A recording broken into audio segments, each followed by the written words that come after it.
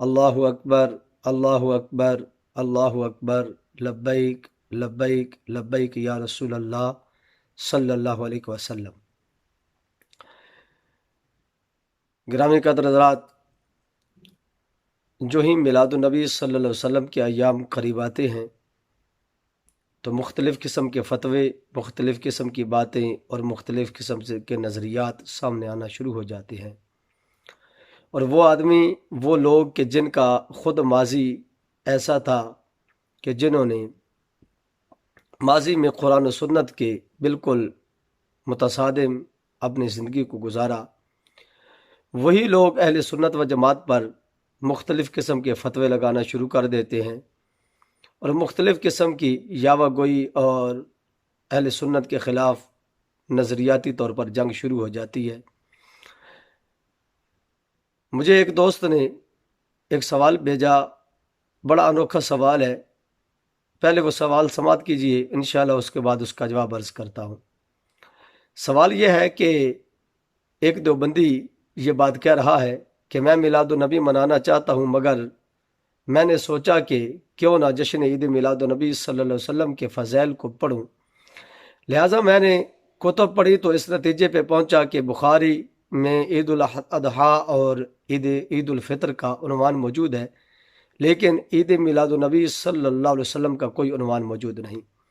इसी तरह मुस्लिम, तिरमिज़ी, अबू दाऊद, इब्न माजा, आसार सुनन, मिशकात, मुस्तदरक, बैकी, दीगर उसने हदीस की कुतुब और फ़िक़्ह की कुतुब का नाम ज़िक्र करके कहा कि मैंने सारी पढ़ी, किसी में भी ईद उल अदहा और ईद उल फितर के अलावा ईद मिलादुन नबी सल्लल्लाहु अलैहि वसल्लम का कोई उन्वान मौजूद नहीं था। आखिर में ये कहता है कि लिहाजा आखिर में मैं इस नतीजे पे पहुंचा कि ये मिलादुन नबी सल्लल्लाहु अलैहि वसल्लम मनाना ये एक बिदत है और हर बिदत गुमराही है और हर गुमराही जहन्नम में लेकर जाने वाली है। ये उसने बात करके लोगों को वरगलाने, फिसलाने और गुमराह करने की कोशिश की कि इसको छोड़ो, लोगों तक ये पैगाम पहुँचाओ कि ये बिदत है और नबी की आमद का जश्न मनाना, हुजूर अलैहिस्सलातु वस्सलाम की आमद पे खुशी करना और ईद मिलादुन नबी सल्लल्लाहु अलैहि वसल्लम मनाना ये जायज़ नहीं है। अब थोड़ा सा इसके सवाल का जायज़ा लेते हैं, तवज्जो करना। इसने पहली बात यह की कि मैं ईद मिलादुन नबी मनाना चाहता था। वैसे ये बिल्कुल एक झूठ है और बनी बनाई बात है, ये कोई मनाने वाली बात नहीं है, ये मनाते हैं ही नहीं। ये अपने बड़ों की बरसियां मनाते हैं, ये जश्न दारुल उलूम देवबंद मनाते हैं। इनकी किस्मत में मुख्तलिफ़ किस्म के अपने प्रोग्राम्स हैं, लेकिन मिलादुन नबी सल्लल्लाहु अलैहि वसल्लम का, हुजूर अलैहिस्सलातु वस्सलाम के ज़िक्र खैर का कोई हिस्सा इनकी किस्मत में नहीं है। बहरहाल बात जो उसने कही मैं उसका जवाब दूंगा। कहता है कि बुखारी में मैंने पढ़ा, मुस्लिम पढ़ी, अबू दाऊद, इब्न माजा, दीगर कुतुब का नाम जिक्र करके कहता है वहाँ पर ईद उल अदहा और ईद उल फितर का उन्वान मौजूद था, लेकिन ईद मिलादुन नबी सल्लल्लाहु अलैहि वसल्लम का कोई उन्वान मौजूद नहीं था। मैं कहता हूँ जाहिल, अनपढ़, आपने पढ़ा या सिर्फ तमाशा किया, मुझे समझ नहीं आ रही। जिन किताबों का तू नाम ले रहा है उन किताबों में आपने तिरमिज़ी शरीफ का जिक्र किया है। क्या जामे तिरमिज़ी शरीफ के अंदर बाब मा जा आफी मिलाद नबी सल्लल्लाहु अलैहि वसल्लम मौजूद नहीं है? इमाम तिरमिज़ी रहमतुल्लाहि तआला अलैह ने मुस्तकिल एक बाब तश्कील दिया, एक उन्वान तश्कील दिया, जिसका नाम उन्होंने बाब मा जा फी मिलाद नबी सल्लल्लाहु अलैहि वसल्लम रखा। तू तो कह रहा था मुझे कहीं मिला ही नहीं है। तूने तो ये कहा कि कहीं पर यह उन्वान मौजूद ही नहीं है। एक झूठ तो तेरा यह पकड़ा गया कि तूने पढ़ा नहीं है, सिर्फ सीने में नबी पाक अलैहिस्सलातु वस्सलाम के बुग़्ज़ को छुपा के रखा और लोगों के सामने अपने दर्द को बयान करने की कोशिश की जो हुजूर की विलादत पर शैतान ने किया था। اور دوسری بات یہ ہے کہ تو یہ کہہ رہا تھا کہ یہ ایک بدعت ہے اور ہر بدعت گمراہی ہے.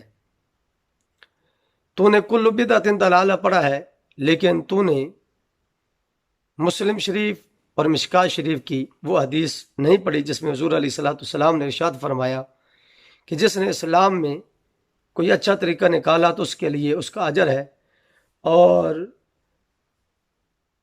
بعد میں جو کوئی اس پر عمل کرے گا اس کا اجر بھی وہ اچھا طریقہ نکالنے والے پر ہے، اور اچھا کام کرنے والے کے عمل میں بھی کوئی کمی نہیں آئے گی. چلیے یہ تو ایک بات آپ نے کر دی. اب دیکھیے، اگر آپ کو تکلیف ہے لفظ عید سے کہ میلاد النبی صلی اللہ علیہ وسلم کو عید کیوں کہا جاتا ہے، اور آپ نے یہ سوال میں بڑا زور لگایا اور کہا کہ عید الاضحیٰ اور عید الفطر کے علاوہ کوئی عید کا عنوان مجھے نہیں ملا، تو ابن ماجہ شریف کے اندر یہ حدیث پاک موجود ہے، اور بھی بہت ساری کتب میں ہے. جامع ترمذی کے اندر بھی یہ حدیث پاک موجود ہے اس عنوان سے. اب دیکھیے، حضور علیہ الصلوۃ والسلام نے ارشاد فرمایا، عن ابن عباس رضی اللہ تعالیٰ عنہ قال قال رسول اللہ صلی اللہ علیہ وسلم ان ھذا یوم عید جعلہ اللہ للمسلمین، او کما قال علیہ الصلوۃ والسلام، کہ نبی پاک علیہ الصلوۃ والسلام نے ارشاد فرمایا کہ اللہ رب العزت نے مسلمانوں کے لیے جمعہ کو عید کا دن قرار دیا ہے. اللہ رب العزت نے جمعہ شریف کو عید کا دن بنایا ہے. یہ حضور علیہ الصلوۃ والسلام کا فرمان ہے، اور ابن ماجہ کی حدیث آپ کے سامنے پڑھ رہا ہوں. اب دیکھیے، اسی ابن ماجہ میں دوسری جو حدیث ہے اس کو بھی سنیے. یہ عید الاضحیٰ اور عید الفطر کی بات کہہ رہا تھا. اب دیکھیے، جو جمعہ شریف کی عید ہے جس کو نبی پاک علیہ الصلوۃ والسلام نے عید فرمایا ہے، جو جامع ترمذی کے اندر اس طرح کے الفاظ موجود ہیں، یوم الجمعۃ یوم عید، کہ جمعہ شریف کا دن عید کا دن ہے. اب یہ کتنا بڑا عید کا دن ہے یہ بھی دیکھ لیجئے. ابن ماجہ میں یہ حدیث پاک موجود ہے. نبی پاک علیہ الصلوۃ والسلام نے ارشاد فرمایا، ان یوم الجمعۃ سید الایام، کہ جمعہ کا دن دنوں میں سے سردار دن ہے. اور آگے کیا فرمایا، وَأَعْظَمُهَا عِنْدَ اللَّهِ وَهُوَ أَعْظَمُ عِنْدَ اللَّهِ مِنْ يَوْمِ الْأَضْحَى وَيَوْمِ الْفِطْر، کہ اللہ رب العزت کے نزدیک اس کا درجہ عید الاضحیٰ اور عید الفطر سے بھی زیادہ ہے. یعنی جمعہ شریف ایک ایسی عید ہے جو کہ عید الاضحیٰ اور عید الفطر سے بھی بڑی عید ہے مسلمانوں کے لیے. اور یہ حضور علیہ الصلوۃ والسلام نے ارشاد فرمایا ہے. آپ تو کہہ رہے تھے مجھے عید الفطر اور عید الاضحیٰ کے علاوہ کوئی عید نہیں ملی، تو یہ کیا ہے جو مہینے میں 4 عیدیں آ جاتی ہیں. اور آگے دیکھیے، مولوی صاحب موصوف بڑی ڈٹائی کے ساتھ بیان کر رہے تھے کہ مجھے کہیں پر نہیں ملا، تو لہٰذا یہ ایک بدعت ہے، اور ہر بدعت گمراہی ہے، اور ہر گمراہی جہنم میں لے کر جانے والی ہے. اب مولوی صاحب سے میرا سوال ہے کہ مولوی جی یہ بتائیے، سالانہ جشن دارالعلوم دیوبند منانا یہ کون سی حدیث سے ثابت ہے؟ نبی پاک علیہ الصلوۃ والسلام نے کتنی بار منایا؟ حضور کے صحابہ نے کتنی بار منایا؟ سیدنا صدیق اکبر نے اپنے دور خلافت میں جشن دارالعلوم دیوبند کتنی بار منایا؟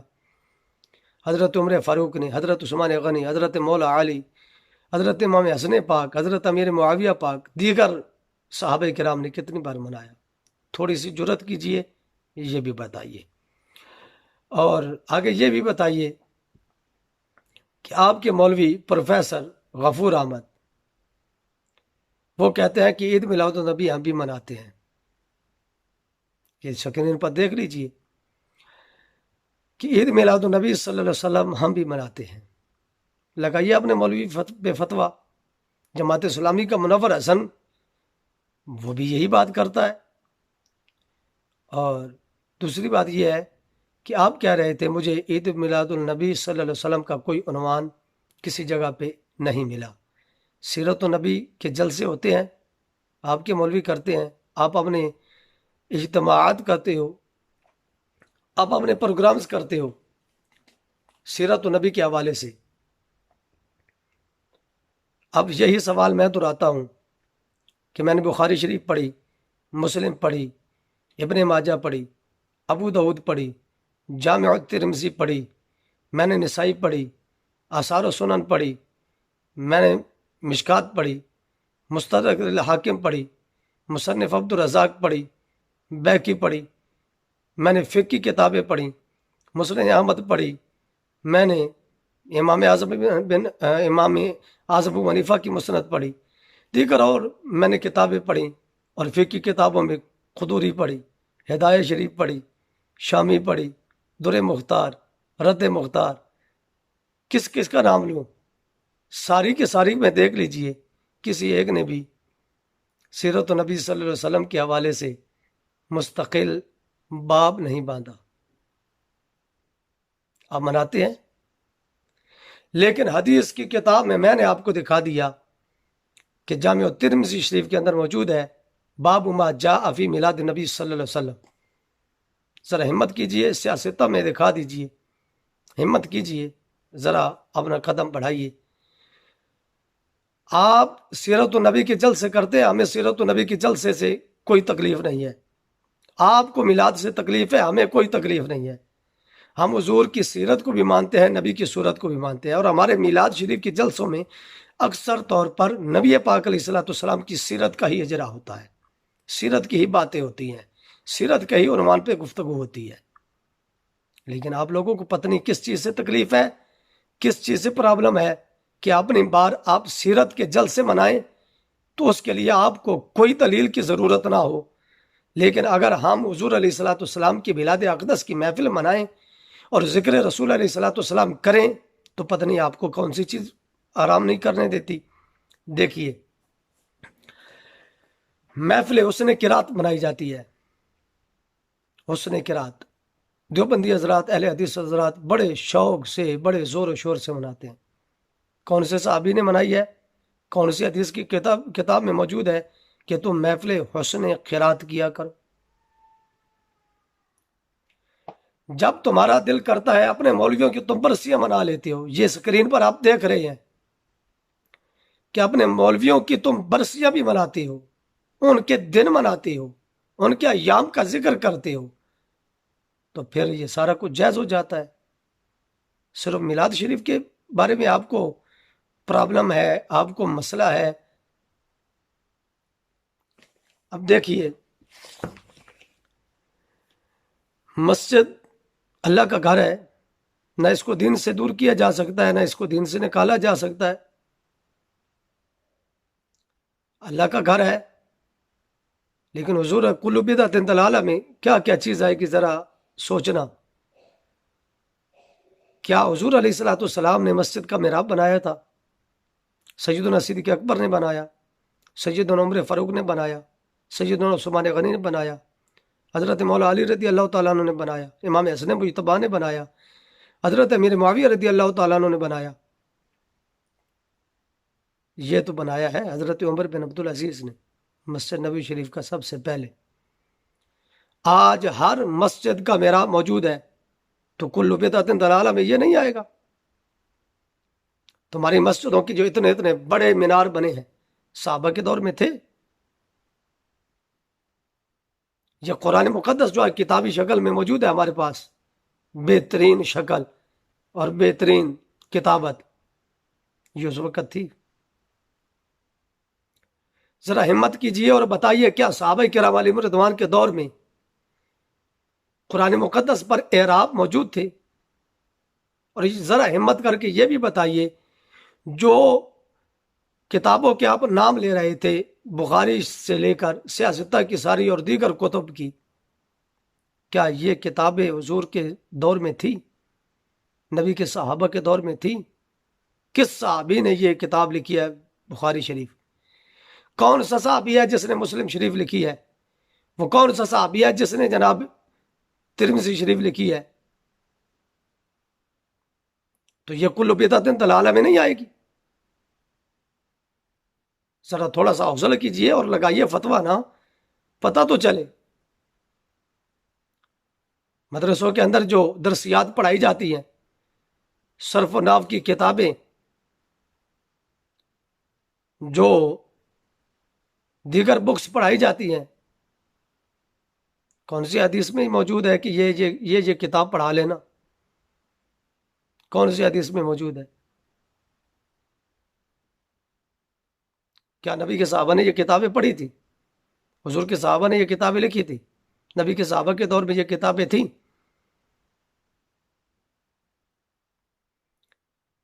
بالکل اس طرح کا لفظ کہنا کہ کل بدعت ضلالہ، میں سمجھتا ہوں یہ بے حسی اور دین کے اندر ایک ایسی لغو بات ہے کہ جس کا سرے سے تعلق نہ دین سے ہے اور نہ ہی دین رکھنے والے کسی آدمی سے ہے۔ تو خدا کا خوف کیجئے اور تھوڑا سا اپنے سوال پر نظر ثانی کریں، وگرنہ آپ کی ذات بھی نہیں بچے گی، کیونکہ آپ بھی حضور کے دور میں نہیں تھے۔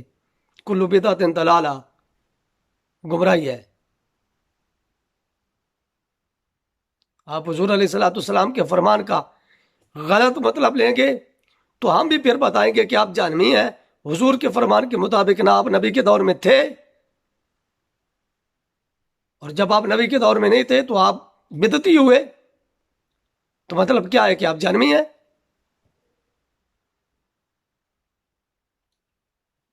آج کے دور میں جو طریقے اپنائے جاتے ہیں تبلیغ کے، کیا یہ حضور علیہ الصلوۃ والسلام کے دور میں، نبی کے صحابہ کے دور میں تھے؟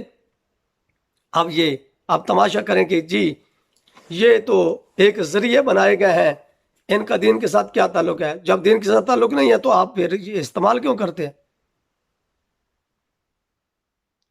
اور ایک